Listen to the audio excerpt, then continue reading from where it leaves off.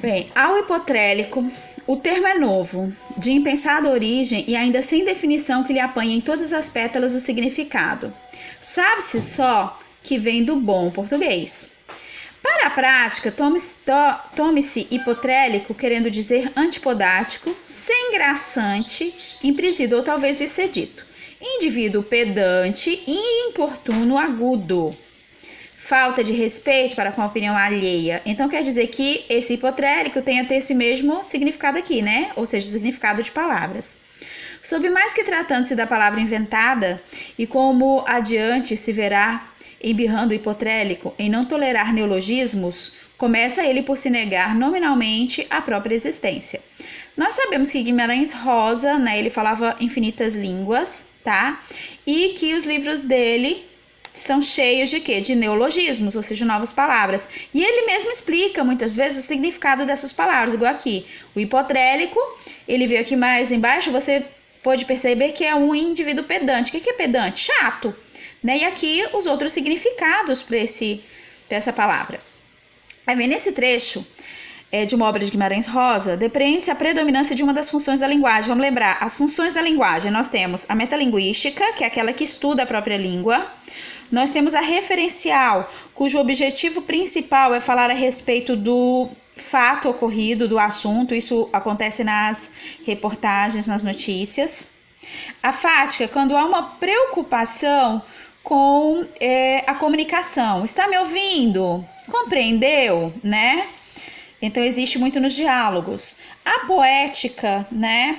Quando ela simplesmente é arte pela arte, né? Não se passa nenhuma informação, simplesmente se preocupa com o lirismo, com as rimas. E ela é expressiva ou emotiva quando fala das próprias emoções. O eu é quem predomina, tá? Então, esse texto aqui, ele está justamente falando da função da linguagem, que é a metalinguística, né? Pois o trecho tem como propósito essencial usar a língua portuguesa para explicar a própria língua. Por isso, a utilização de vários sinônimos e definições.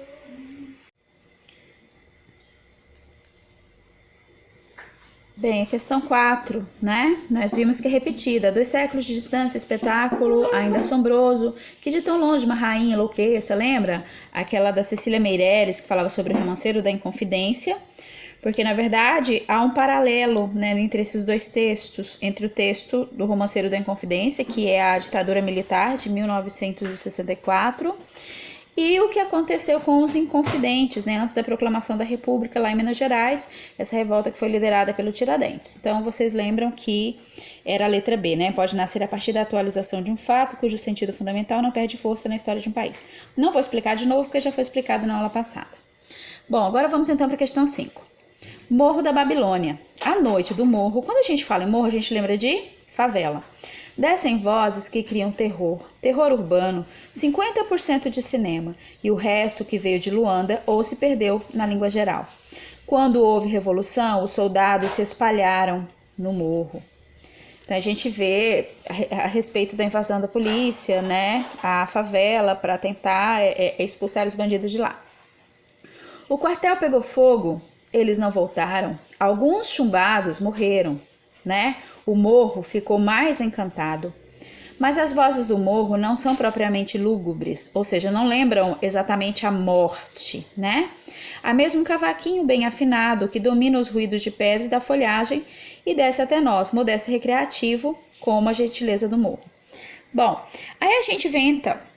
Esse poema modernista, né, do Carlos Drummond de Andrade, um dos maiores autores do modernismo, da segunda fase do modernismo, em poesia, guardadas as diferenças que separam as obras a seguir comparadas, ou seja, vão ser comparadas algumas obras aqui, as características dessas obras. Aí a gente tem que fazer um paralelo entre o que o texto diz e cada uma dessas obras, né? As tensões a que se remete o poema de Drummond derivam de um conflito ou seja, aquelas tensões lá no morro, elas derivam de um caráter racial, né? E ainda fez esse caráter racial e falou sobre a Cidade às Serras. Cidade às Serras, ela fala sobre que a vida do campo é melhor do que a da cidade. Então não tem nada a ver.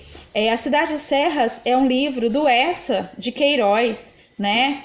Ainda lá, é um romance inclusive europeu, né? Então a gente não tem nada a ver com o que foi dito lá.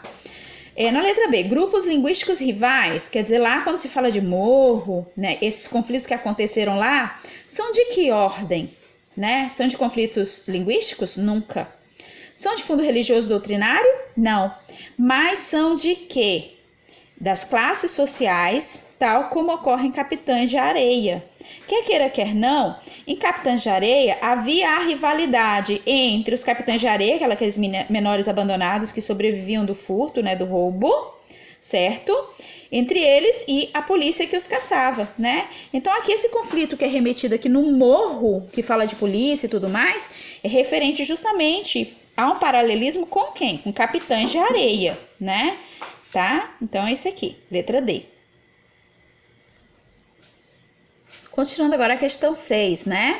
Iriam para adiante, alcançariam uma terra desconhecida. Fabiano, é o personagem de Vidas Secas, estava contente e acreditava nessa terra porque não sabia como ela era nem onde era. E andavam para o sul, metidos naquele sonho, né? Os retirantes, o sonho do retirante é melhorar de vida. Uma cidade grande, cheia de pessoas fortes, os meninos em escolas aprendendo coisas difíceis e necessárias. Chegariam a uma terra desconhecida e civilizada, ficariam presos nela.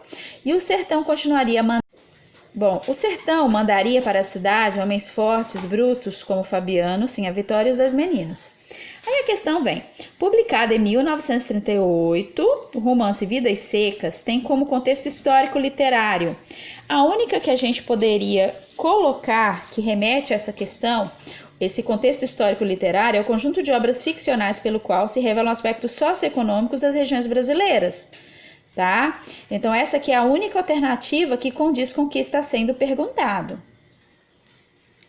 A questão 7, né? Vem um trecho, tá, do livro Menino de Engenho, de José Lins do Rego, né? E a parte mais importante em relação à pergunta é, olha só, não era, porém, somente a gente da família que ali se via.